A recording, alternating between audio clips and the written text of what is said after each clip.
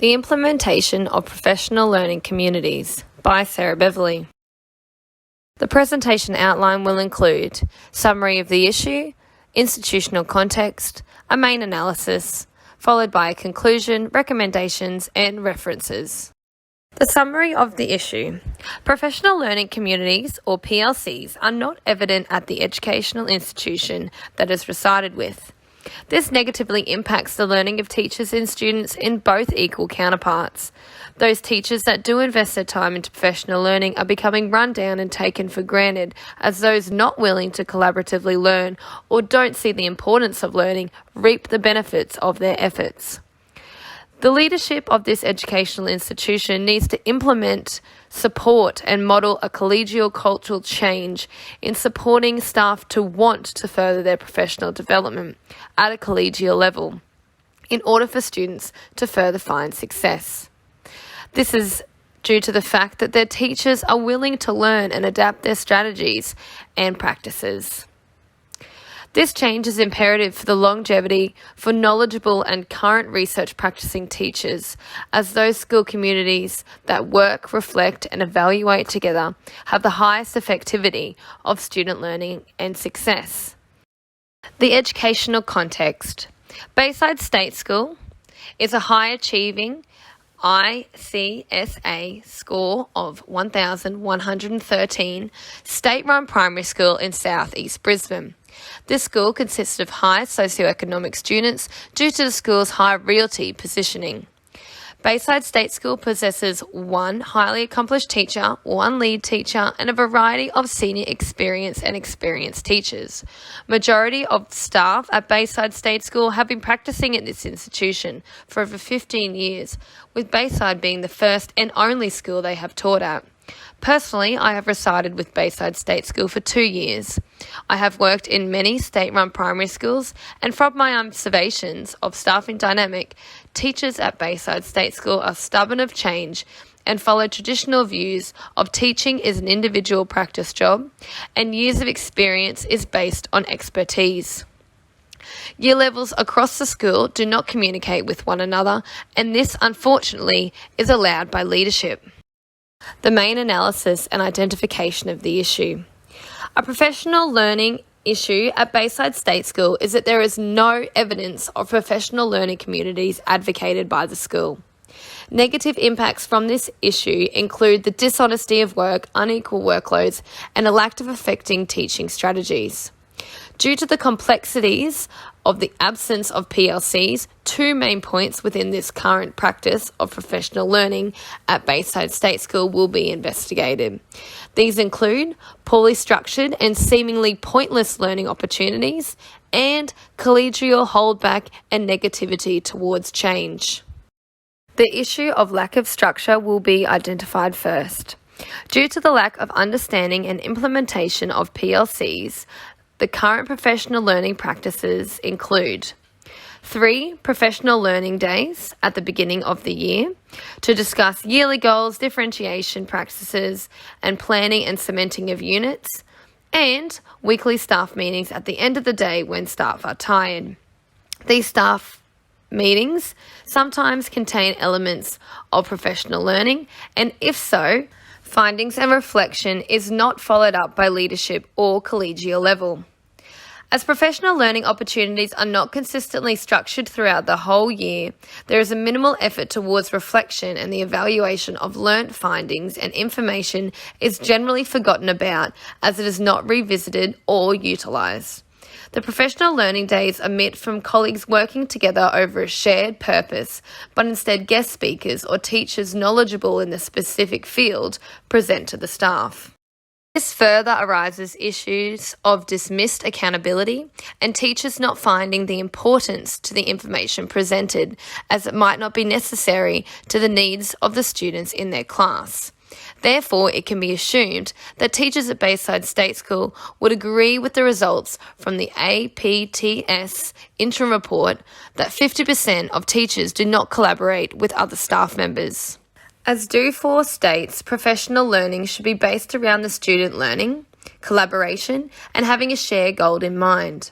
Therefore, the current professional learning days are not an effective use of time, as learning is not practiced in order to find expertise.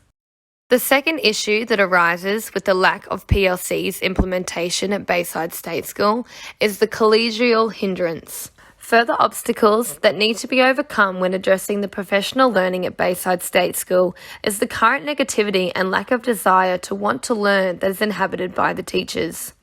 Teachers at Bayside State School fall into the trap of getting caught up in the fast pace of schooling and limiting the amount of extra time they have in their work day.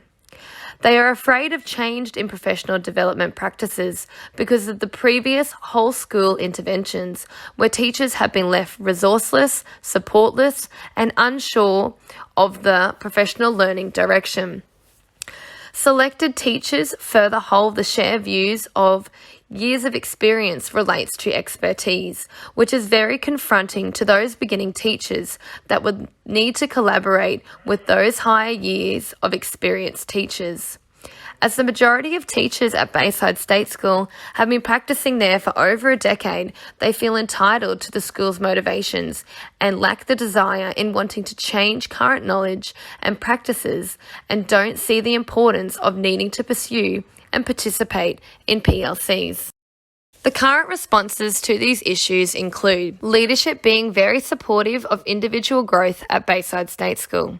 This is evident when a proactive teacher wants to further their studies or professional development. They are able to do so with leadership support. Therefore, these teachers are the ones who present on professional learning days or informal staff meetings to share their knowledge.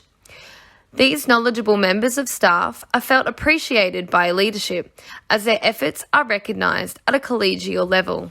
In response to the structural issues around professional learning at Bayside State School, mid-year professional developments are compulsory for all teachers to complete over a 2-week period. Teachers are then able to complete the professional learning of 10 hours over an unpressured amount of time, and desired structure and timelines are dependent on the individual.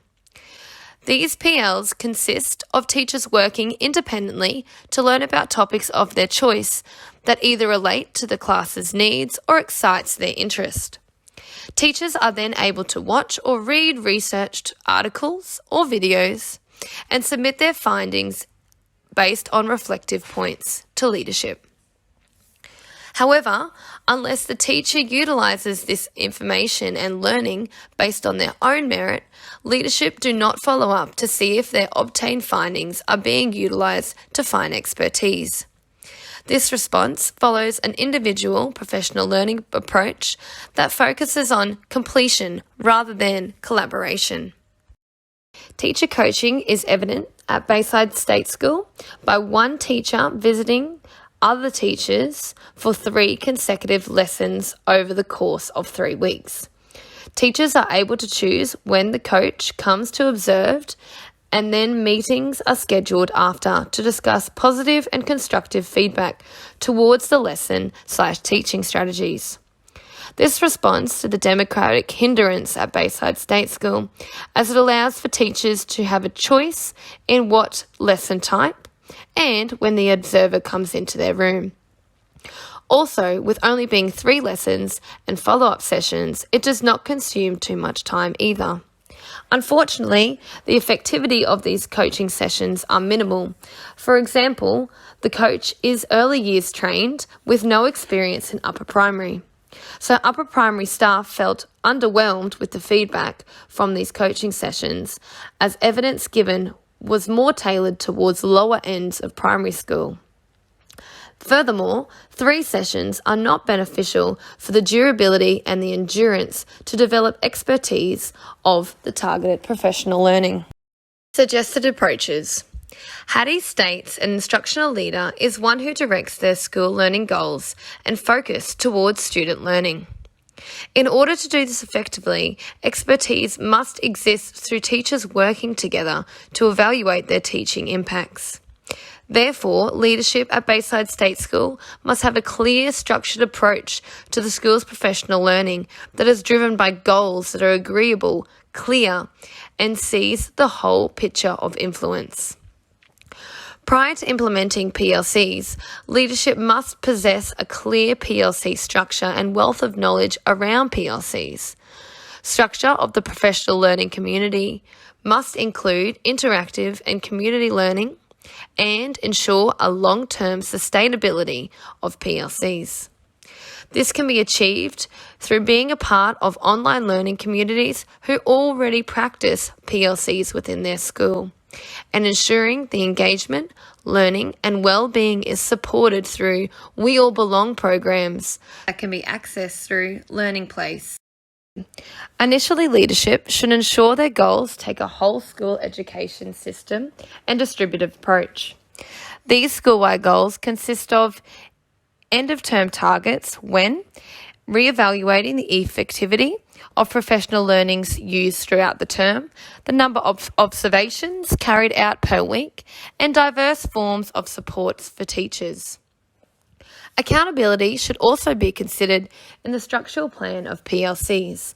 This includes collaborative, anecdotal, reflective notes or minutes from PLCs and formal conversations with leadership about the professional learning progression and cross-year level collaboration. This will then ensure that all are involved are held accountable through this process.